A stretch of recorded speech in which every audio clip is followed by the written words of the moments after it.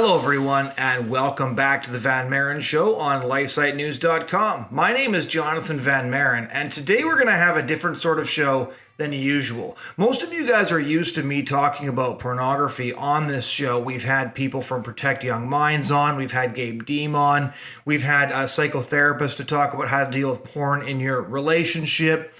We've had former porn actresses talk about their horrifying experiences in the industry on the show as well. And so it's pretty safe to say the news is almost universally bad, with the exception of an interview we did a couple of weeks ago with Member of Parliament Arnold Viersen on a piece of legislation that he's been working on with allies across the aisle. But today I'm going to be talking to somebody different. I'm going to talk to Patrina Mosley of the National Center on Sexual Exploitation, where she serves as the Deputy Director of Legislative Policy.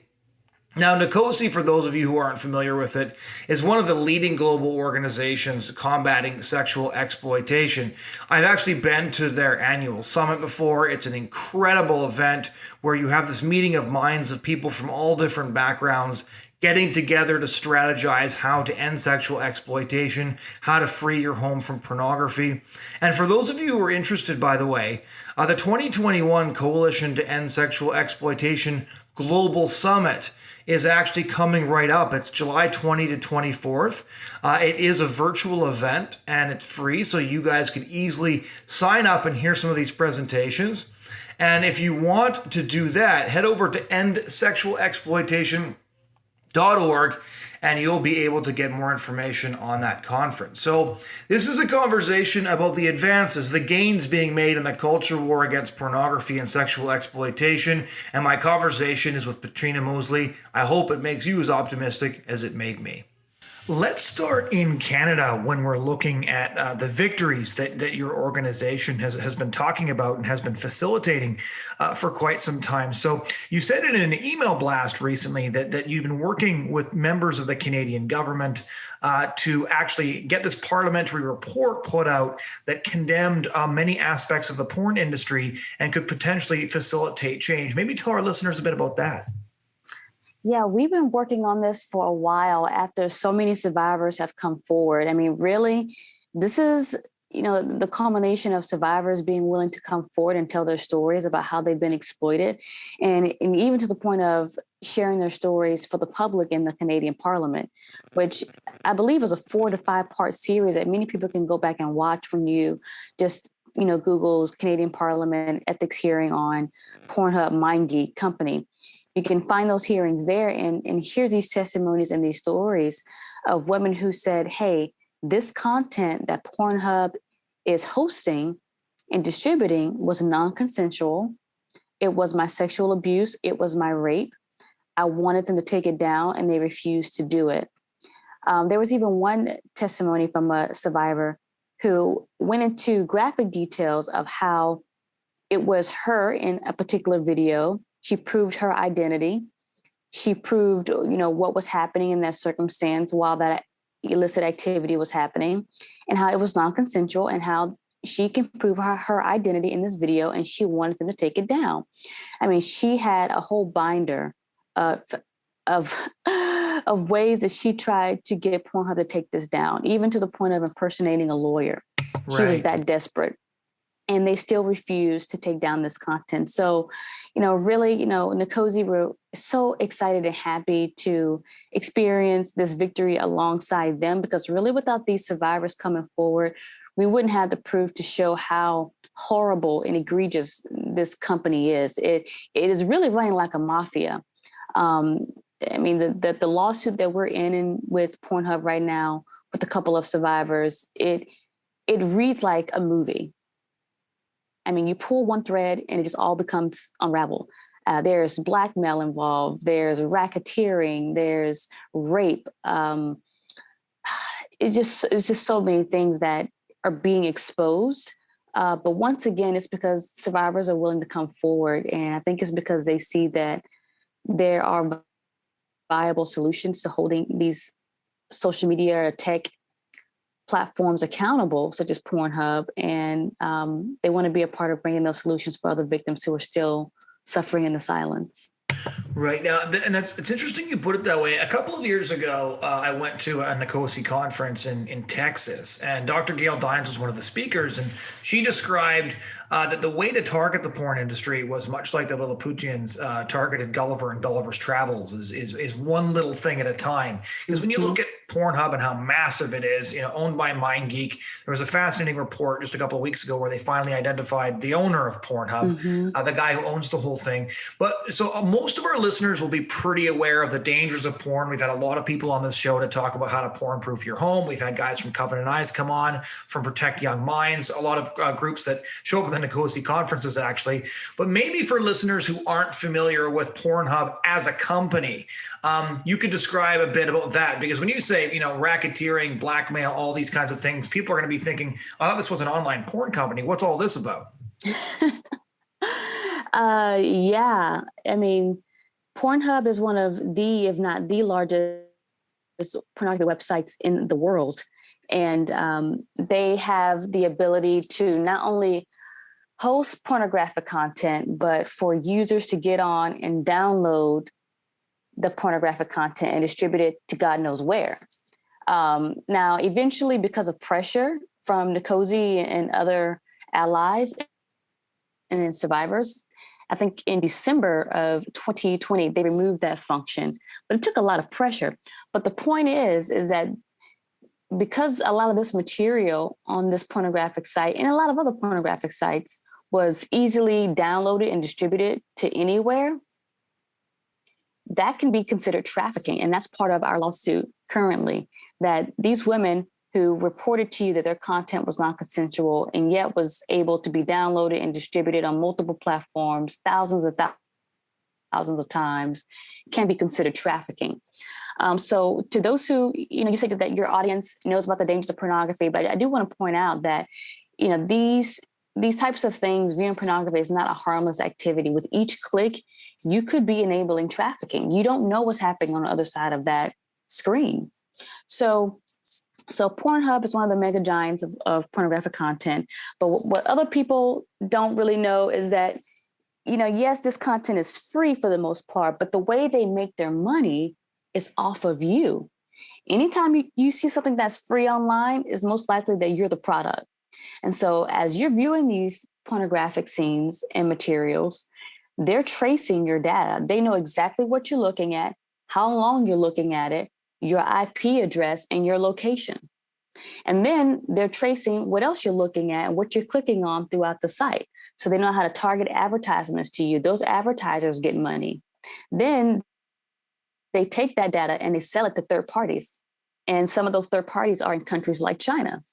So this is how they're making their money, off of porn watchers, porn viewers, and those who are being raped and abused in these films and in these materials. So not only do we have trafficking, we also have the capability of blackmailing. Now, I can't, release everything that's happening with the blackmailing, but that is part of the lawsuit moving forward. Is that because they do have your data, they're able to blackmail, and they have blackmailed certain high-profile people because they know exactly what they're looking at and how long and who and what and where. So, I mean, this is an organized crime unit. It's more than just adult entertainment. It's not adult entertainment. This is an organized crime unit that begets one wicked thing on top of another. So many may be familiar with New York Times expose on the children of Pornhub that was released in December 2020. I encourage readers to read that. This is the one by Nicholas Kristof, right? Correct. Yeah. Correct. And in that, you'll see one survivor who was trafficked on the site at the age of 14 and who begged for the platform to remove the content. It did not. She was on the verge of suicide and drug abuse because of this horrific time in her life was being distributed and monetized as adult entertainment on this platform. So we're not just talking about adults who willingly get behind a camera and perform explicit acts. We're talking about content that is way more deviant now in mainstream pornography. For those who listen, they may think, okay, well, Trina, you're just saying some really extreme story right now. That's just a one-off shoot.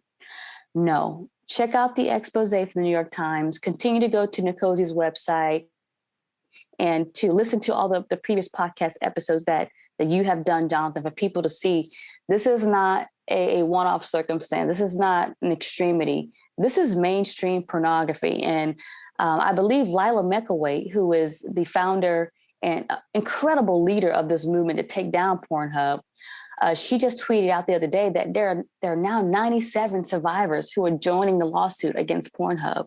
Yeah. So I mean, this is mainstream pornography where we have not adults, but children who are being raped and sexually abused, and that being filmed and monetized on platforms that are free and can easily be distributed to other users. And on top of that, let's say if pornography is not your thing, you don't want to condemn this horrific act, which it is. You know, what's taking place is crime scenes, it's not adult entertainment. But let's say I don't really care about this platform hosting crime scenes. Okay, well, I hope you care about your privacy data and how that's being collected, because that is how they're making their money off of people. So that is Pornhub in a nutshell. I mean, Pornhub is not the only one that is doing this. I mean, we have Twitter as well that we're involved in a lawsuit against, who's distributing and monetizing sexual abuse material from minors once again. So it's time that we hold these tech platforms accountable, and we're doing that through the voices of survivors. So this is really interesting because we have, and I talked about this with Member of Parliament Arnold Viersen a couple of weeks ago on this show. You've got Pornhub, which is, it seemed like this untouchable giant for years. And I probably haven't been involved in this particular fight as long as you have. It's about 10 years since I started doing anti-porn work. But with Pornhub, it's so big, it's so rich, it's so secretive. It kind of seems like most anti-porn work is just, talking to people, doing presentations, trying to raise awareness. But it does kind of seem like a corner has been turned somehow, where you got the Nicholas Kristof New York Times reporting that you referred to. There was a follow-up piece in the New York Times later on. You had the Canadian government speak out. You've got over half a dozen states declaring porn to be a public health crisis. The Republican Party has done the same. What is your sense, and you and your colleagues at Nicosi who deal with this stuff every day, when you look at Pornhub, is there a feeling that, Goliath might actually topple? Absolutely, because now we're moving away from the age-old defense that pornography is a free speech issue and is considered adult entertainment. Now, because of the criminality that's been uncovered and that we all long knew, we just needed survivors to step out and prove it, we have moved beyond that now into tech companies. This is a tech platform. Pornography is a tech platform, facilitating crime scenes and doing nothing about it. So we moved away from adult entertainment into this is children. And really, I just want to point out that this is how pornography works, is that, it is an insatiable content. You want more and more deviant content the more that you view pornography. So the inevitable consequence is child sexual abuse material being the new normal for pornography consumption. And that's just how the brain works. It wants more and more extreme content to satisfy the dopamines that are being released. So, this is where we're at. We're not talking about adults willingly getting behind the camera. We're talking about now spy camming, people who don't know that they're being filmed, children that don't know that they're being filmed, children as young as 3 years old being sexually abused, and their sexual abuse being monetized, filmed on platforms like Pornhub. And I mean, this issue is so unfathomable right now that law enforcement is inundated. I mean, they now cannot focus on the other children, like maybe 12 to 16, those who are getting abused and having their abuse facilitated online. They now have to focus on the most vulnerable, and that's 0 to 3. We're talking about infants and toddlers. This is insane. And in that same expose that Nicholas Kristof wrote about in December 2020, he talks about the extreme high nature of CSAM and the prevalence of that right now. So I do believe we have turned a corner, Jonathan, because now we have moved away from free speech, adults doing what they want to do, into facilitators of crime scenes. So when we're looking at, we've got Pornhub, maybe just give some of the details of the lawsuits that are going on right now. My understanding is there's multiple lawsuits being joined by multiple survivors. What is the crux of the lawsuits, and what's the intended effect? So besides getting justice for the victims specifically, these lawsuits also play a wider role in the fight against Pornhub to take down this massive industry fueling sexual exploitation. So, on a micro and a macro level, what are these lawsuits all about?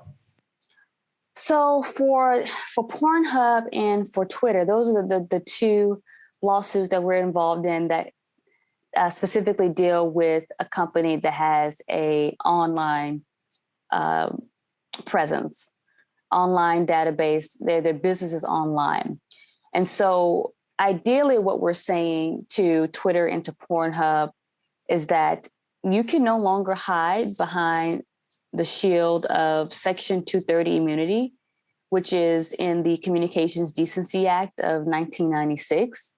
In that Section 230, it says that these platforms have immunity because they're not technically creating this content, they're just hosters. And so they're not liable for the bad content that you may see. That's pretty much it in a nutshell. So they've been using that in court to shield themselves from liability. So what our lawsuits are doing right now is saying, okay, you say you have liability, but you don't have liability from things that are crimes, such as sex trafficking. That's a federal crime.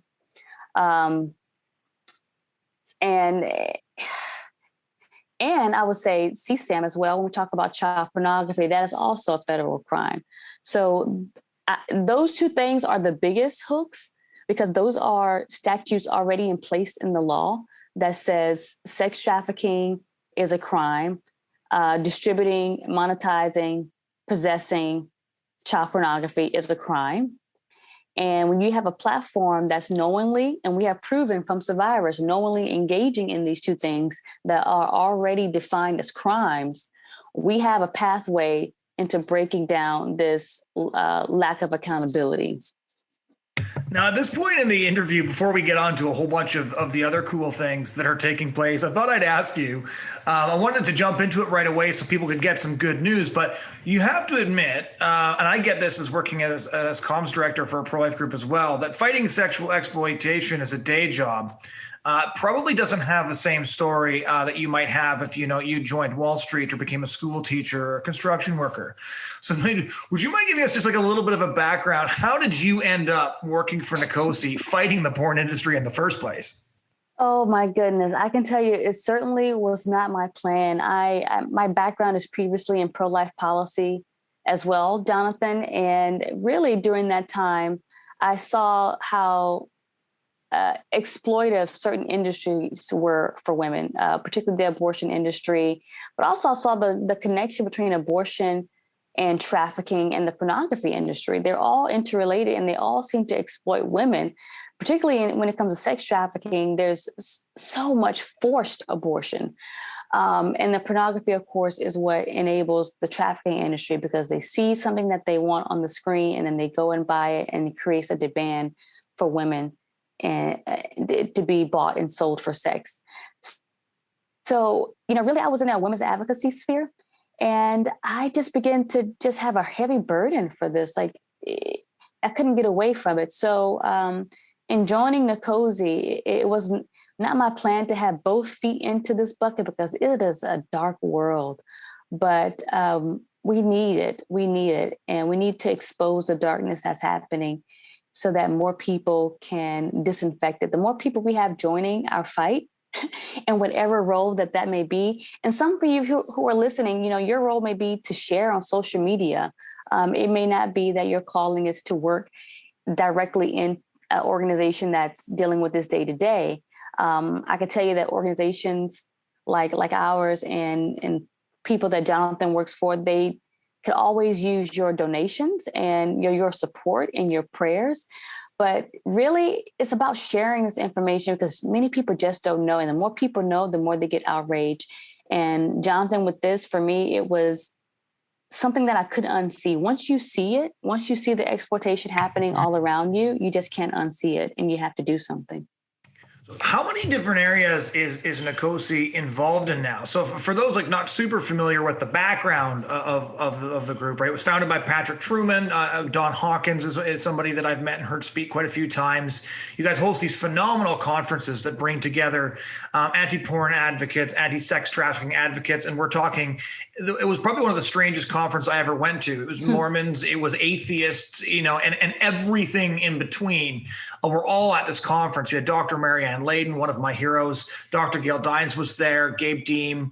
Work your way down the list. Everybody from guys who are talking to other guys about breaking masturbation and porn addictions to radical feminists who basically see going after Pornhub as part of smashing the patriarchy. And they're all at one conference kind of going at the same thing. So you guys are part of 2 lawsuits now. You do a lot of lobbying. You do a ton of research. You publish your Dirty Dozen list that lets consumers know, which major companies are helping to facilitate sexual exploitation. What does Nkosi all do now? Because since I first became familiar with the group, I feel like you guys have your fingers in a lot more pies than you used to, or is that just my impression? No, you're right. And I would say within the last year, we've actually exploded in a lot more work.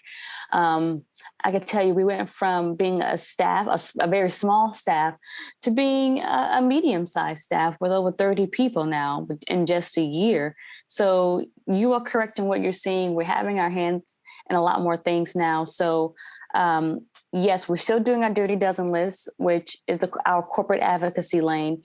And there's actually a victory on that, Jonathan. I'll share just a little bit. There's more details to come, but we have been bugging Google Chromebooks for years, even before I got here, to basically set their Google Chromebooks for schools to default to safety, meaning have the filters on, remove the incognito mode so that children cannot accidentally access pornography. And they were not very happy with us for a number of years and did not fulfill our request to protect children. But just as of yesterday, they had decided to do everything we've been asking for the last 10 years. So, but more on that to come. But the 2 major things is that now, starting in September, Google Chromebooks that are distributed in public schools will now be defaulted to have filters and the incognito mode removed so that children aren't accidentally bumping into pornography and obscene material that's going to mess their minds up for life. So we're really happy about that. Next, we have our Law Center. The Law Center is pretty new, within the last 3 to 4 years. And that is our voice for victims and survivors. So we are not only in a lawsuit with Twitter and Pornhub, we're also in a lawsuit with the state of Nevada for enabling sex trafficking with their prostitution laws, or lack thereof, rather. We are also in a lawsuit against X videos for the same harms committed as Pornhub. And, we're going to continue to move forward on these. And it really is based off of survivors coming forward, sharing their story and saying, hey, I don't want somebody else to end up with my story. I wanted to protect future victims.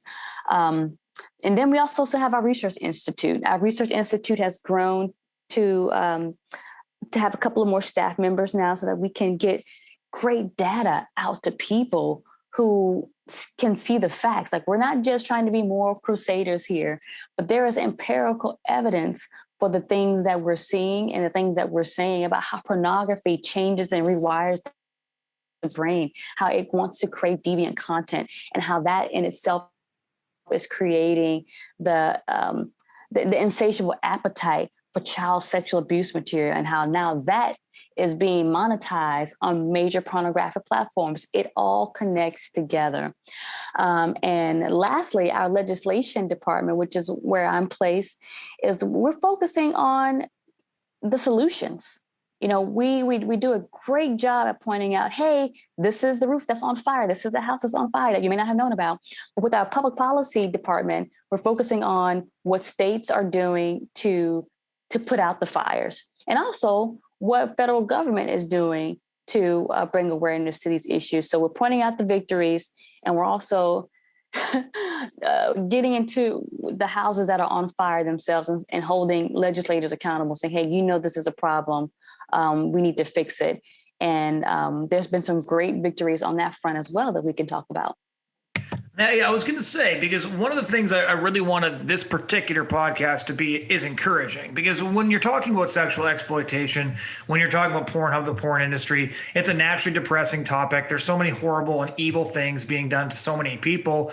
And with porn, you have so many people who are part of it that it's easy to feel overwhelmed. So if you just want to encourage listeners, maybe give us, two, let's say three of the coolest things you've seen happen lately, three of the best victories that Nkosi has accomplished.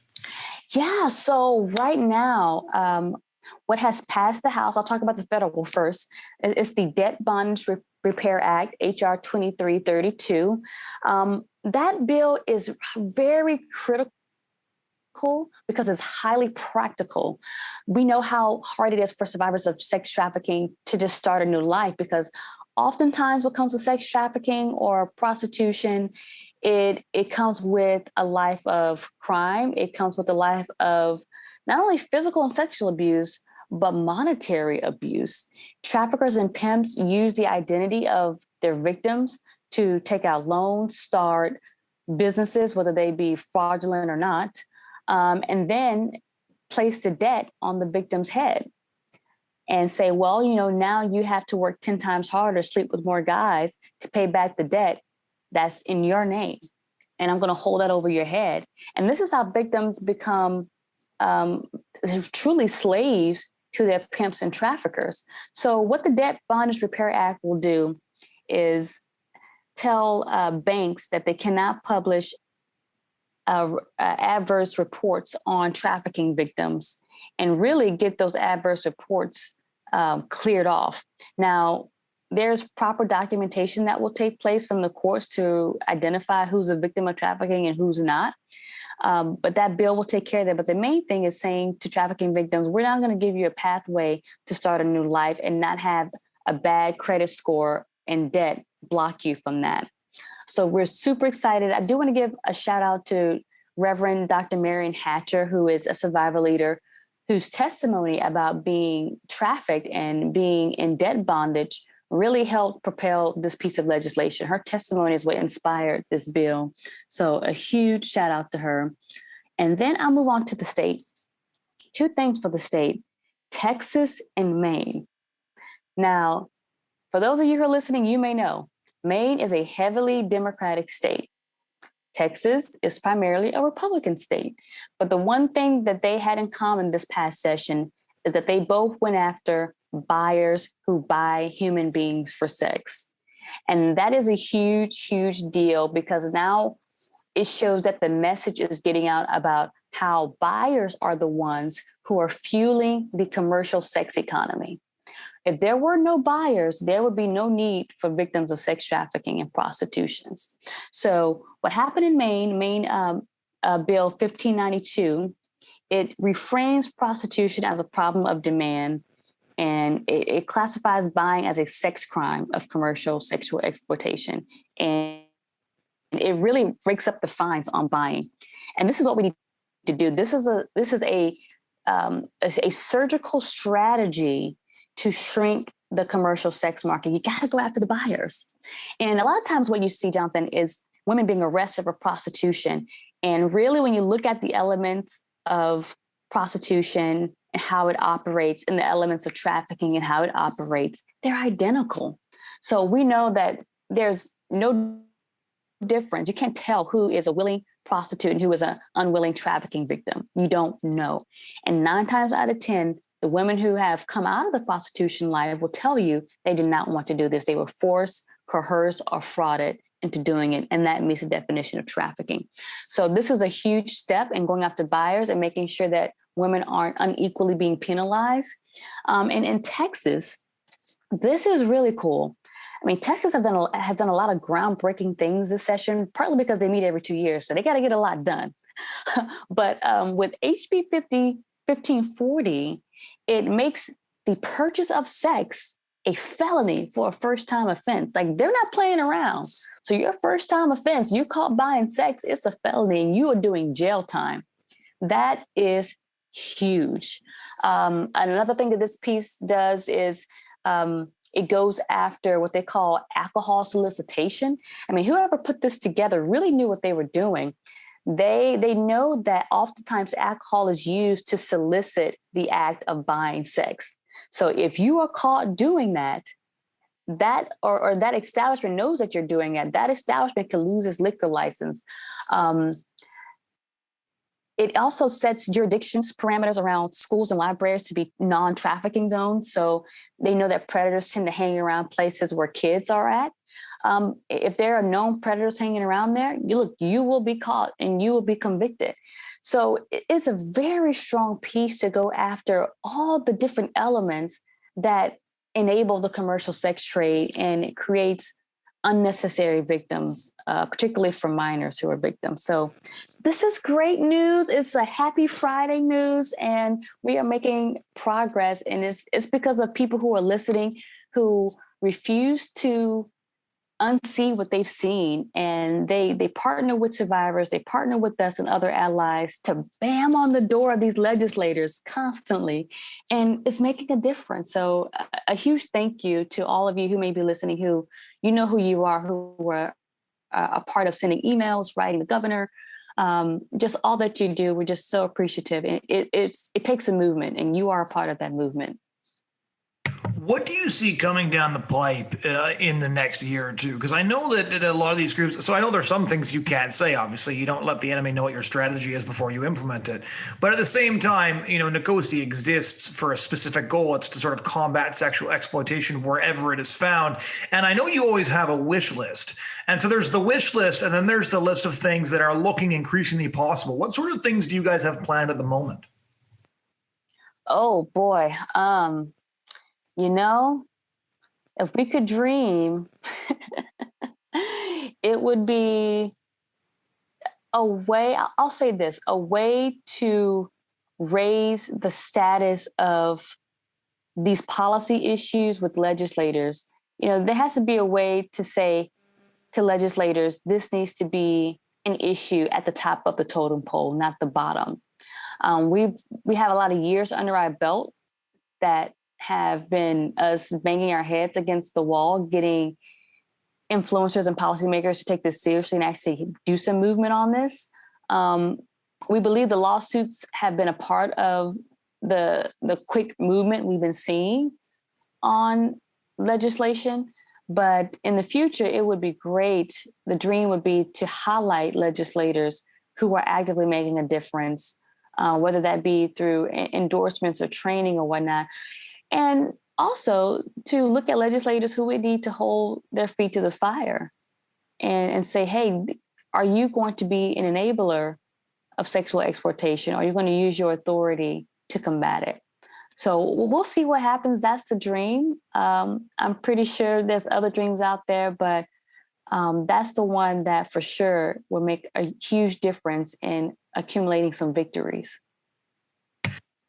Now, on a more practical level, what can our listeners do to help you guys out? Where can they find Nicosi sort of day-by-day reporting, press releases to keep track of everything that's going on? Nicosi is one of my key sources on the fight against sexual exploitation. And if people can do something, what is the one practical thing they can do to help you guys out in your work? Okay, yes. So you can follow us at Nicosi, NCOSE. On Instagram. You can follow us on Twitter at nexploitation. And the practical thing you can do is go to dismantlepornhub.com. You can also find that through navigating Nicosi's website, but directly Dismantle Pornhub. And go there and see our action items. There are still platforms facilitating Pornhub content. And the way that we dismantle Pornhub is by cutting off their revenue streams. Right now, Roku is still facilitating a Pornhub platform. So when you go to Roku, you have all your different TV apps and you can stream. They do have one for Pornhub. Why? in the midst of uncovering all this criminality from them, there is no reason to continue to host Pornhub on a streaming platform. So there's an action that you can do there. You can write to the corporation of Roku and let your voice be heard. Everything is written there for you. You can edit it how you like, but send a message, because this is how we get stuff done. This is how we were able to get Google Chromebooks after years to say that they're finally going to protect children.